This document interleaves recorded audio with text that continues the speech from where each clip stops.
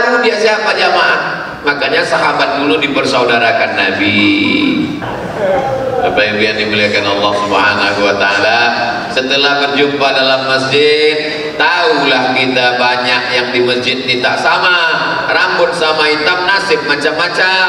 Ada yang kaya, ada yang miskin, ada yang berkuasa, ada rakyat jelata, ada orang yang alim, ada yang jahil.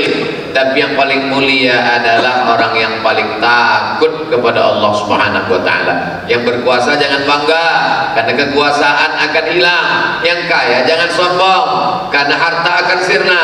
Yang kekal abadi hanyalah iman dan amal soleh. Illal ladzina amanu wa amilus sholihat. Sekarang yang sholat ke masjid tak banyak. Yang sholat di masjid itu pun tak peduli tak siapa kawan-kawannya. Datang, sholat, salam kanan kiri balik, tak tahu dia siapa jamaah. Makanya sahabat dulu dipersaudarakan Nabi. Dicarinya yang Arab, dicari yang tak Arab, dicari yang orang Makkah, dicari orang Madinah. Oh, ini orang Makkah namanya Abdurrahman bin Auf. Dipersaudarakan sama orang Madinah namanya Sa'ad bin Rabi. Sa'ad bin Rabi ini bisnismen, orang kaya, pedagang. Didekatkan sesama pedagang juga supaya ngomongnya nyambung. Abdurrahman bin Auf, ya sini. Ini Sa'ad bin Rabi, sini. Tapi dia tak tahu kronologis sebab ayat ini. Ayat ini bukan nyuruh menambah, tapi menyuruh mengurangi. Biar agak tenang hati ibu di sini. Lalu kemudian apa kata Sa'ad bin Rabi? Abdurrahman bin Auf, kau saudaraku, kau pilihlah mana yang kau mau, nanti ku ceraikan, habis indahnya nikah sama kau. Apa kata Abdurrahman bin Auf? Barakallahu laka fi malik, semoga Allah berikan berkah pada rumah-rumahmu. Wa barakallahu fi ahlik, semoga Allah berikan berkah pada keluarga, istri, anak-anakmu. Dullani ala suqikum, tunjukkan aku di mana pasar kota Al-Madinah Al-Munawwarah, karena dia ingin berdagang, berbisnis, berusaha. Begitulah Nabi mempersaudarakan sahabat-sahabatnya. Ada sahabat Nabi itu bukan orang Arab, namanya Salman Al-Farisi. Farisi orang Persia, disaudarakannya sama yang Arab, namanya Abu Darda. Salman, sini, datang Salman. Abu Darda, aku saudara sekarang ya, kunjung mengunjungi, tegur sapa. Begitu makna berjamaah di masjid itu. Kenapa sekarang kita berjamaah di masjid tapi tak bangkit? Karena tak mau tahu. Oh, mati. Islam ini agama yang mengajarkan mau tahu dengan orang. Jangankan susah dia, jangankan dililit utang, bersinnya aja kita peduli. Asyik, ya rahmukallah. Sekarang mana? Mau bersin, mau mati, terserah kau lah, bukan urusan. Apa kenal kita semua jamaah Al-Kafah ini?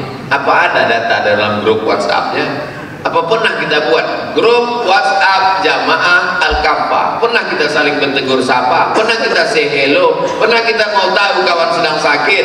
Tiba-tiba hilang, tiba-tiba mati, tiba-tiba tak datang. Kita tak pernah mau tahu.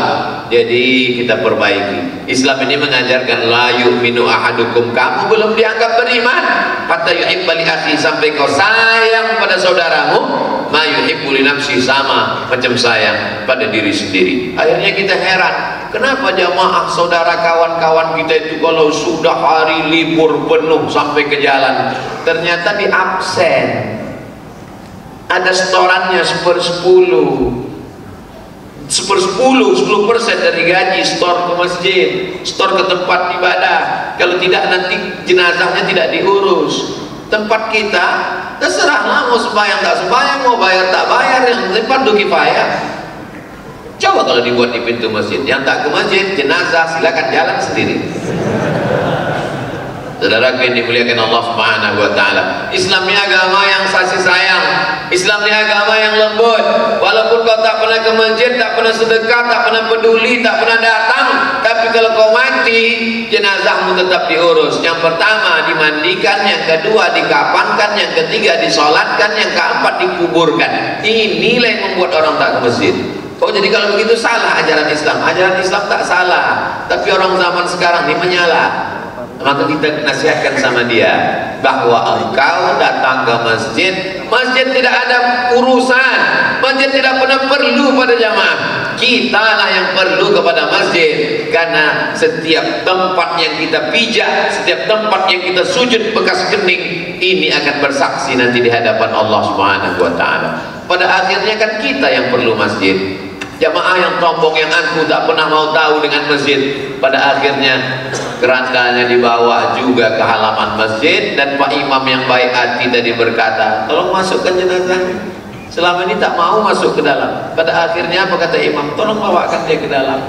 Selama ini tak mau dia berada di belakang imam. Tapi apa kata imam? Tolong letakkan dia di muka aku. Jangan ke masjid sesudah terbujur kaku. Jangan ke masjid setelah terbaring dipikul orang. Jangan ke masjid tak mau di belakang imam, diletakkan di depan imam. Tak imam baik, dizikirkannya, didoakannya, diantarkannya ke jenazah, setelah itu serahkannya ke malaikat mungkar nakir. Tamlet. Saudara yang dimuliakan Allah Subhanahu wa taala. Jadi kepedulian kita ini, kalau ada grup alumni SD, grup alumni SMP, grup reunian SMA, grup kongko-kongko ketawa-ketawa, kenapa tak ada grup masjid? Alhamdulillah Pak Ustadz, grup masjid kemarin udah kami buat. Terus 2 bulan yang lalu bubar. Kenapa? Asik berkelahi aja isinya dalam. Ada apa dengan persaudaraan kita? Assalamualaikum Pak Haji. Waalaikumsalam. Kalau tak salah saya pernah ke masjid ini dulu. Iya Pak Ustadz. Pak apa dulu yang bawa saya kemari ya? Oh Pak Anu Pak Ustadz. Mana Bapak itu sekarang? Sejak tak terpilih jadi ketua tak pernah datang lagi Pak Ustadz. Apa ini? Ketua partai bisa akrab, ketua osmas bisa berjalan bersama. Kenapa pula ketua masjid tak datang-datang lagi ke masjid merajuk? Buat masjid baru pula tuh. Jadi memang masjid ini punya Allah. Wa annal masajida lillah. Masjid ini punya Allah. Tapi pengurus yang mengurus dari mulai keran airnya, listriknya, kebersihannya mesti ada. Masjid ini Masya Allah tabarakallah. Saya terus terang, kulit saya ini tipis, tak tahan terlalu dingin. Masuk tadi ke masjid ini rasa masuk pesawat. AC di mana-mana. Bagus sekali masjid ini. Kadang di tempat lain tak terdengar suara ustaz itu, saking banyaknya kipas angin.